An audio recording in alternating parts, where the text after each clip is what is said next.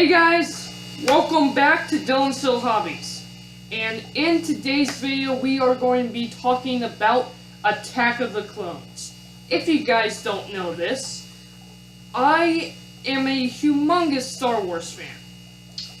In honor of Episode 9 being released in just a couple of months, I am in fact going to be watching all of the Star Wars movies. And I decided to review them all since I have a YouTube channel and I never actually did a review for all of the movies. And that's what this little series is going to be. I'm going to be watching all of the Star Wars movies and then I'm going to review them all and we are also going to end up ranking them all and all that. This is my Attack of the Clones video. And I'll leave a link in the description below to The Phantom Menace, which is episode 1 video. In today's video, we are going to be talking about Attack of the Clones. Now, Attack of the Clones. So here's the thing. Episode 1 through 6, I haven't seen in 5 years. I'm a huge Star Wars fan, and I haven't seen these movies in 5 years. I know, it's crazy. The last time I watched these movies was 5 years ago when they announced Episode 7. Not when it came out, but when they announced it, that they were doing Episode 7, that's when I watched 1 through 6. That was the last time I watched 1 through 6. And watching these movies again, I am absolutely just blown away with how amazing these movies are again. It's like watching them it's as if I'm a kid all over again watching these movies for the first time. With that said, interestingly enough, I really have to say that my opinion on some of these movies changed. And I was actually really surprised that my opinion did pretty much a complete 180 when it comes to Attack of the Clones. And let me explain why. So, when I was a kid, the last time I watched this movie, I was like 15, 16 years old. And whenever I thought of Attack on the Clones, I always thought of the Battle of Geonosis. In fact, back then, my most favorite parts of the movie was seeing the Jedi light up their lightsabers and fight these really strong, really cool looking droids. And those weird monster beast things that were trying to eat Anakin and Obi-Wan and Padme. Yeah, that used to be my favorite part of the movie. When you asked me what my favorite part of Attack on Clones would be, and in some respects, I still love that part of the movie. I think the way they did the CGI and everything, and the backgrounds look really cool. I know. Everyone says, well, the prequels use way too much of the computer stuff and less of the actual live-action stuff. And I can see their point, but I watched the first movie and only did I feel like it looked like a video game twice in the movie. Whenever they did the Gungans versus the droids, that was the only moment in the movie where I felt like this looks like a video game. But I watched this movie and I honestly didn't get that feeling at all. I honestly, 100%, generally loved this movie. I loved the look of it, and it's interesting to me that now that I am adult, while the fighting is so cool, the fight scenes, the battle scenes, they're so cool, I guess it's because I've seen so many battle scenes, so many fight scenes in other movies, and trust me, I'm a guy. I love watching fight scenes in like Marvel and stuff like that. And I love seeing ships get blown up in Star Wars. I'm a guy, what can you say? But as an adult watching this movie, which I didn't have the same appreciation for it when I was a younger kid, but now I do. My favorite parts are mostly the smaller parts, the more quieter parts, the slower parts of Star Wars, when they're just sitting down and talking to each other. But I'm getting completely ahead of myself. let's go ahead and talk about what this movie is. So, I really think George Lucas, when he made this movie, listened to the fans. And the reason why I say that is because in this movie particular, everything that I had issues with episode 1 is not in this movie. For example, you think that from the crawl of this movie, we are going to get episode 1 rehash, just politics everywhere and fart jokes from Jar Jar Binks. Instead, we get this amazing setup for a movie. This is a great setup for a movie. What happens is, yes, Padme is coming in to talk to now Chancellor Palpatine about the incoming war that might happen. And what happens is when she lands on the planet, she gets attacked. Someone is trying to kill her. And I think that is a perfect setup for a Star Wars movie.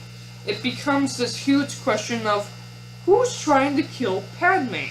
And not this huge question of what are the politics in Star Wars about. I mean, it's all just boring, right? So let's go ahead and start talking about that. Oh my god. When we see Palpatine in this movie, the way he works the characters, the way he manipulates the characters, he doesn't just manipulate them, he manipulates us. I can't say that word for some reason. Oh my god, I honestly almost buy into the fact that when he says the thought of Padme being gone could honestly hurt him, it's unbearable to him, I honestly almost buy into it. The actor of Palpatine is amazing. The character of Palpatine is amazing. George Lucas did a great job when it came to Palpatine, obviously. Now, moving on, Palpatine suggests, well, what about bodyguards? And you think that, well, bodyguards aren't going to help. What about Jedi bodyguards? Jedi aren't bodyguards, but what about an old friend? That's where Obi-Wan and Anakin come in, and let me just talk about these two characters. Oh my god, these two characters are what makes this movie for me.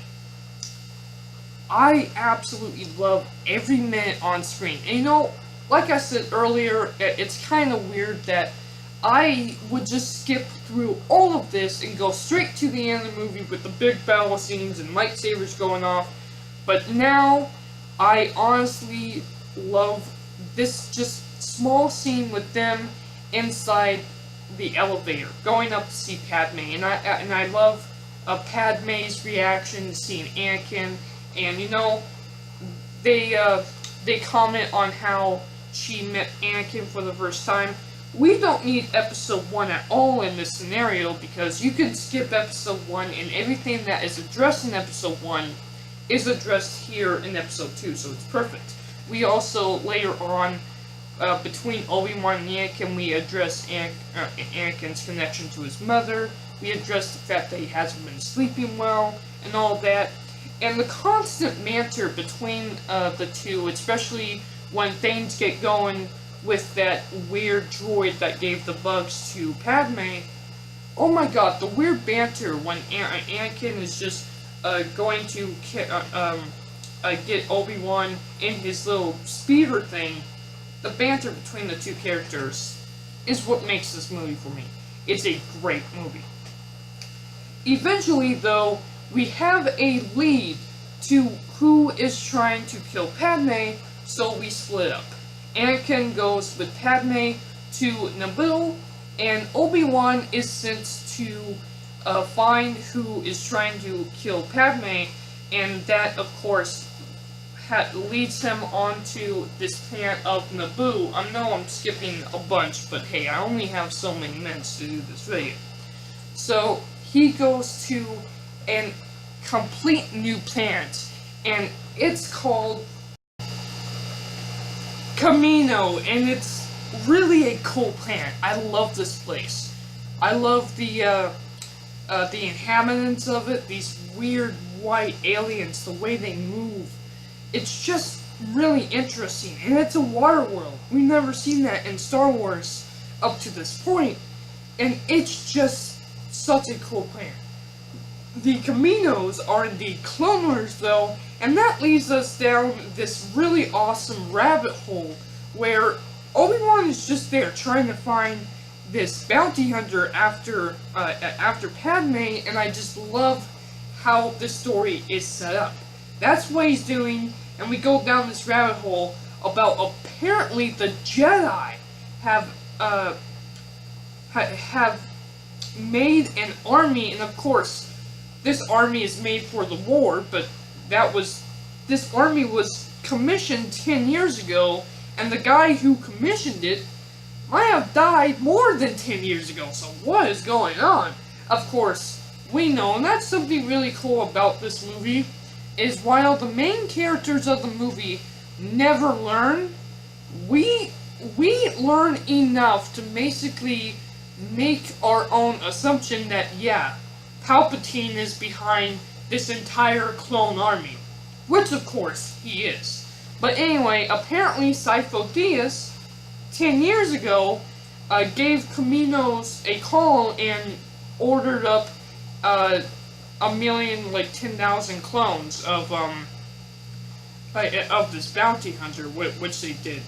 And it's really cool. And of course, the bounty hunter that they look for is Boba Fett's dad? Jango Fett. So, the thing about Boba Fett being in this movie, it wasn't necessary, and I've never really been a fan of Boba Fett. But really, I have to say this, I really like the fact that they tried to tie that in and make the whole cinematic universe even then. I really like the fact that we did get to see little Boba Fett in this movie, and I honestly am surprised that he was a clone of Jango Fett. That to me is just interesting. Jango Fett, instead of course he took his money, but instead of just taking his money and leaving, he wanted a son. That's interesting to me. Kind of adds something to Jango Fett's character that, you know, I've never really been interested in either Jango Fett or his son, but I like the fact that the story is there at least. Now, moving on, we eventually have to talk about everything that happened on Naboo between Anakin and Padme, so let's get this over with. So, the fact is, George Lucas has to tell a love story here. And he tells the most cringy, unrealistic story you could ever tell in the Star Wars universe. The romance between Anakin and Padme, first off, it's not that bad in the beginning, but as it goes on, it just becomes really unrealistic, and at times just really, really cringy and creepy. It really, really does. And what really makes it worse is Padme. I'm not gonna say too much, but what she ends up wearing in these scenes says, yeah, I'm all for this, and yet she says no. It doesn't make sense.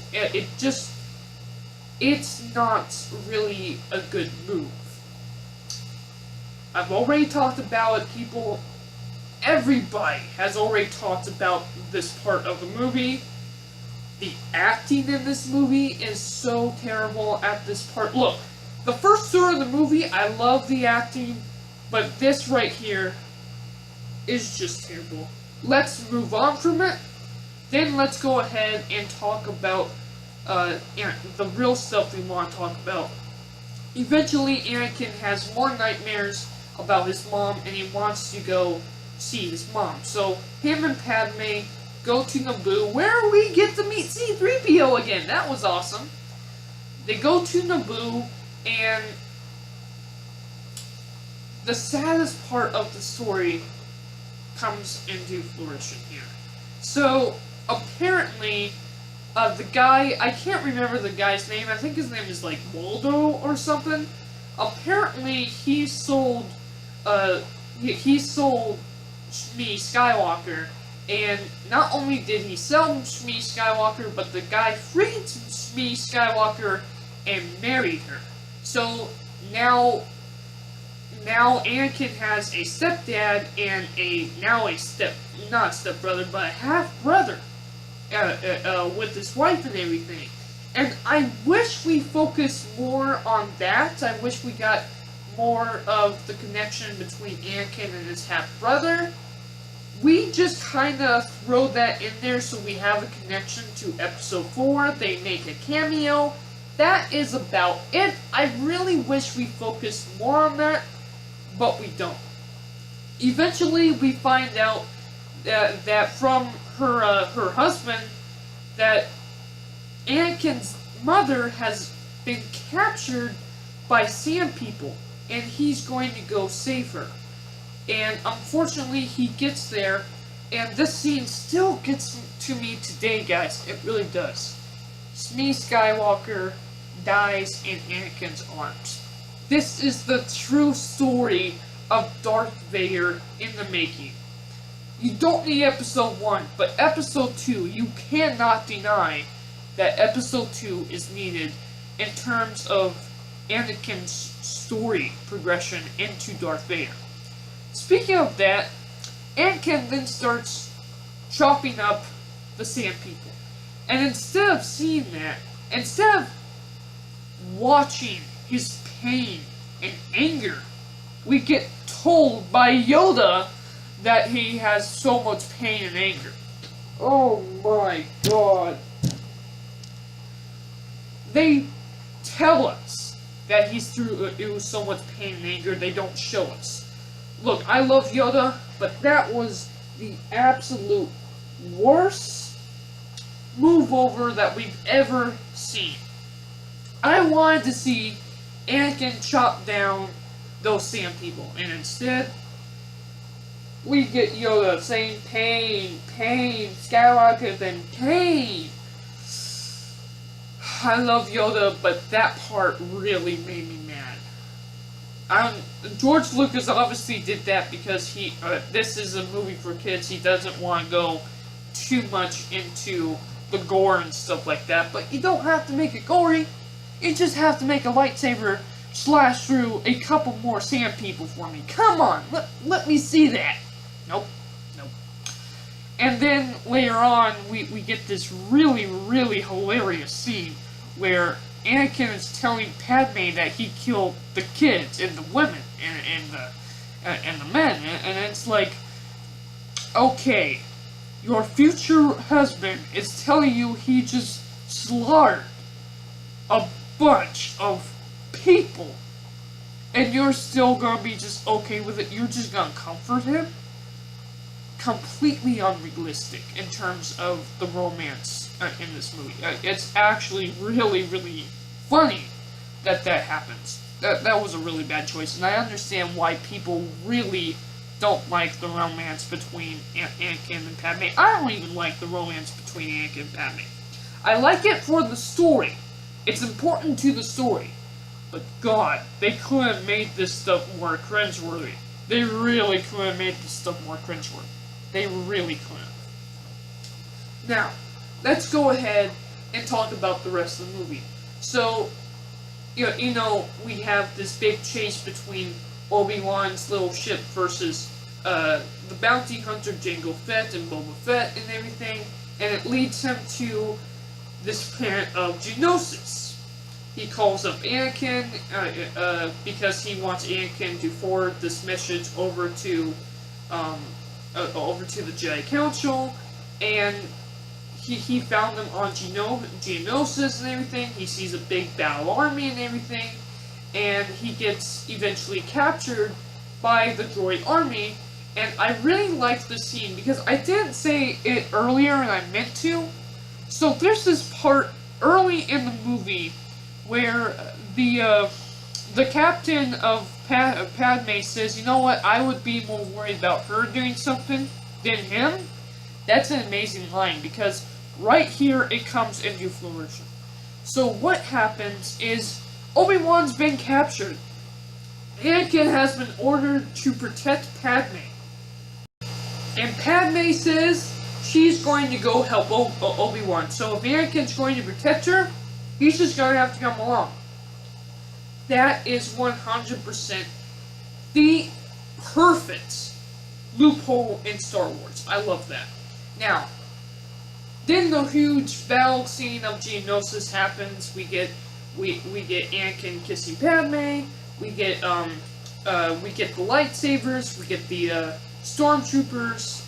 The clone troopers. We have this really funny scene between our R2-D2 and C-3PO. They go on this mini adventure. It's all fun. It's all good, and I love it to this day. But I'm not gonna spend too much time on it, because I can't make this video an hour long. I want to make this video as short as possible. So let's go ahead and go on to the ending. So the ending of this movie, we have we have Palpatine's new apprentice, Count Dooku. Look, I really don't like Count Dooku as a character. In the Clone Wars, they fix him. He's a really cool character in the Clone Wars. But he's just a shoehorned-in villain for the sake of having a lightsaber duel in this movie. We honestly didn't need him. We honestly could have just had a Viceroy be the main villain of this movie. We did not need a lightsaber duel. And yet, we have one between him, Anakin, and Obi-Wan. And of course, he bests both Anakin and Obi-Wan. And then who walks in? Lil Yoda. I wasn't asking for this as a kid. I wasn't expecting this as a kid. And to this day, I wasn't asking for it. I wasn't really wanting it. But am I glad we have it? Oh, hell yeah. I love Yoda swinging a lightsaber against Count Dooku. It is one of the coolest fights I have ever seen in Star Wars, and many people don't like it. I do. That's just the end of it. Yoda swinging a lightsaber, that was awesome. Eventually, Count Dooku does get away, and that leads into the third movie. And Padme and Anakin, after Anakin loses a hand and gets a new robot hand, ends up marrying Padme at the end of the movie, as the Clone Wars begins, according to Yoda. Now, unfortunately, we don't get to see that in the movies. We only get to see the beginning of it, and we only get to see the ending of it. But the Clone Wars TV show, let me tell you, if you have not seen the Clone Wars TV show, go and watch it now. It's amazing. I love what they've done with the characters there. Well, that is the end of my review, so let's rank these movies. So let's go ahead into the ranking of these movies. What do I think about this movie versus this movie? And the simple answer is, I know a lot of people are going to say that this movie was worse because of the romance between Anakin and Padme. I understand it, but look, this is the way I look at it. It was necessary, yes, it's cringeworthy. But it was necessary, it's important to Anakin's story, it's important to, more importantly, Darth Vader's backstory. You need this movie for the backstory of Anakin Skywalker. You need this movie for the backstory of Darth Vader. This movie's fun and all, and apparently it's supposed to tell the backstory of Anakin, but guess what? You watch this movie, and you can't tell who the main character is. Is it Padme? No, it can't be. We don't focus on her enough. Is it Anakin? I hope it was. Was it Obi-Wan? I wish. And it comes off either being Jar Jar's story or Obi-Wan Kenobi's master, Qui-Gon Jinn's story. It's not a good movie. It sucks, and it's going down at the bottom. Episode 2 is ranked above Episode 1 in my book. Let me know about your thoughts about Episode 1 versus Episode 2 in the comments section below. I personally prefer episode 2 over episode 1. And many, many times when I did watch the whole trilogy, I would just watch episode 2 through episode 6 and completely skip episode 1 because, yes, episode 1 does have some good moments. It does. I talked about that in my episode 1 review, but it's just not a necessary movie. Episode 2 is far better. Thank you guys for watching, and I'm out. Bye.